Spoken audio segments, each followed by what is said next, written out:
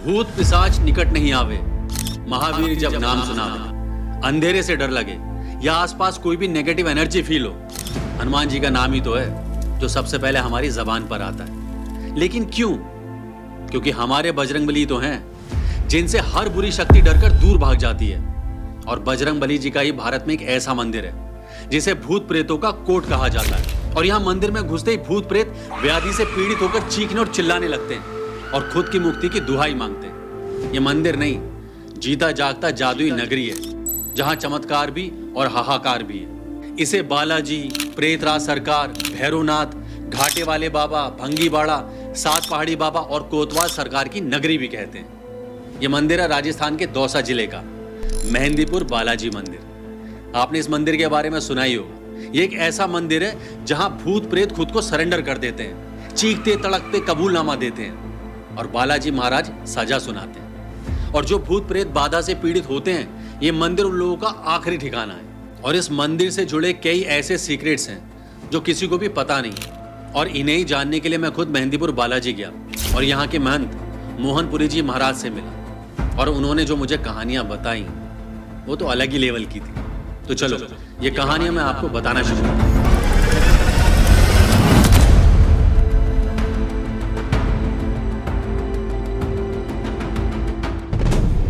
दरअसल राजस्थान का ये मेहंदीपुर बालाजी मंदिर दौसा जिले में दो पहाड़ियों के बीच में बसा है। ये एक स्वयंभू मंदिर है जो 11वीं शताब्दी से प्रेत बाधा निवारण के लिए मशहूर है। यहाँ के मेन मंदिर में बालाजी महाराज यानी कि हनुमान जी का बाल रूप और भैरव बाबा और प्रेतराज सरकार, ये तीनों देवता विराजमान है। और इनकी स्टोरी भी बड़ी अमेजिंग है। दरअसल यहाँ की लोक कथा कहती है कि 11वीं सेंचुरी राजस्थान के दौसा जिले में दो पहाड़ियों के बीच में घना जंगल था। वहां पे बहुत सारे जंगली जानवर थे, उन सबका बसेरा था और इंसानों में भूत प्रेत आत्माओं और बुरी शक्तियों का डर भी था। और उस समय वहां एक महंत गोसाई जी महाराज तपस्या करते थे। एक रात उन्हें सपने में आया और सपने में 3 देवता प्रकट हुए, बालाजी महाराज यानी कि हनुमान जी का बाल रूप, भैरव बाबा और प्रेतराज सरकार। और वो उनसे बोले, गोसाई हम जंगल में तो हैं, हमें खोजो और हमारी सेवा का भार लो।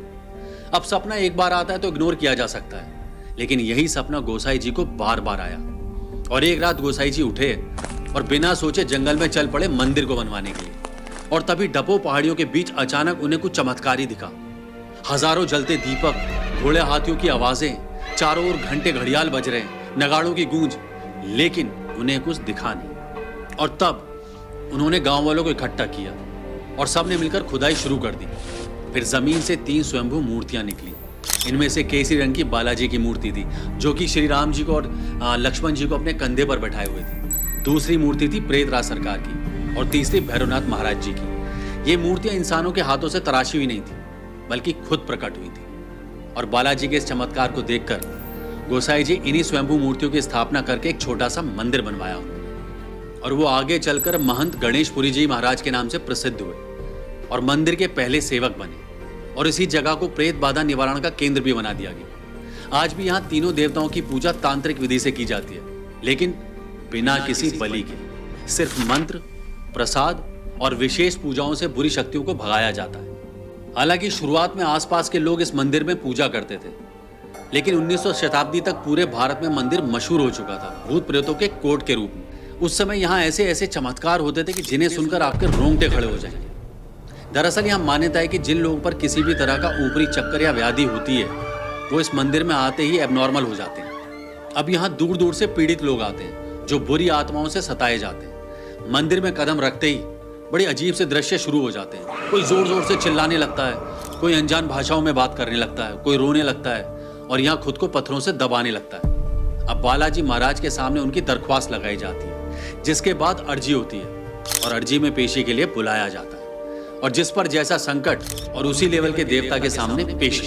हर रोज ठीक दोपहर 2 बजे प्रेतराज सरकार के दरबार में एक विशेष कीर्तन होता है। अब पूरा मंदिर ना कांपने लगता है। पीड़ित कांपते हैं, सर झटकने लगते हैं, जमीन पर लेट लेट कर तड़पते हैं, मानो कोई अदृश्य शक्ति उन सबके अंदर से बाहर निकल रही हो। अब ये दृश्य इतना दिल दहलाने वाला होता है कि कमजोर दिल वालों को यहाँ आने की हिदायत दी जाती है कि वो यहाँ ना आए, क्योंकि इस समय बालाजी महाराज प्रेतराज को बुरी शक्तियों की मार लगाने का ऑर्डर देते हैं। अब प्रेतराज सरकार सभी में अदृश्य रूप से मार लगाने लगते हैं और जो व्याधि उनसे बच जाती है उन्हें भैरवनाथ संभालते हैं। लेकिन हैरानी सिर्फ इतनी ही नहीं है दोस्तों, आज के समय में जब आप मेहंदीपुर बालाजी जाओगे तो आपको इतना कुछ देखने को मिलेगा कि आप सोच ही नहीं सकते। लेकिन फिलहाल में मेहंदीपुर बालाजी के महंत मोहनपुरी जी महाराज जी ने मुझे बताया कि आज से 50 से 60 साल पहले संकट वाले व्यक्ति को वैसी ही मुक्ति मिलती थी जैसी वो डिमांड करता था। अब बालाजी के भवन में ही प्रेतराज सरकार पीड़ितों पर आए हुए भूत प्रेतों की मार लगाते थे और जब वो अपनी मुक्ति मांगते थे तो भैरवनाथ उन्हें गड्ढे में फांसी देते थे या फिर भंगी पाड़े में उन्हें जलाया जाता था। अब इसमें ट्विस्ट देखिए, अब फांसी और जलने के बाद इंसान का कुछ भी नहीं बिगड़ता था, लेकिन उस आए हुए संकट को भगा दिया जाता था, मतलब उस संकट को काट दिया जाता था। यहाँ फांसी का तरीका भी बड़ा इंटरेस्टिंग और मैजिकल था। भवन में जमीन खोदकर गड्ढा किया जाता था और उसमें इंसान को लटकाकर फांसी जैसी पोजीशन दी जाती थी, लेकिन उल्टा करके। यानी फांसी के टाइम पर सर गड्ढे में होता था और पैर ऊपर बंधे होते थे। इसके बाद नीम पत्ते का मंत्र से उल्टी कराई जाती थी और तब फांसी दी जाती थी। लेकिन यहाँ एक बात देखने लायक होती थी कि जिस भी लेडीज को फांसी दी जा रही होती थी उसकी साड़ी या उसका सूट उल्टा करने पर भी उसके टखने से नीचे नहीं जाता था। और जब प्रेत कबूल कर लेता था और उस इंसान के शरीर को छोड़ने के लिए तैयार हो जाता था तो उस इंसान को सीधा कर दिया जाता था और शारीरिक और मानसिक रूप से वो महिला या फिर पुरुष वो एकदम ठीक हो जाते थे, है ना मैजिकल। लेकिन कुछ प्रेत इससे भी ज्यादा अड़ियल होते थे और उनका फैसला भैरवनाथ जी करते थे। इसी बालाजी भवन में प्रेतराज सरकार अदृश्य रूप में ढूंढ ढूंढ कर बुरी शक्तियों को पकड़कर भैरव बाबा के सामने लाते थे, अभी जैसे पुलिस चोरों को पकड़ के लाती। फिर उन पर मार लगाई जाती और जब वो अपना गुनाह कबूल करता है, मुक्ति मांगता है, तो उन्हें जिंदा जला दिया जाता था।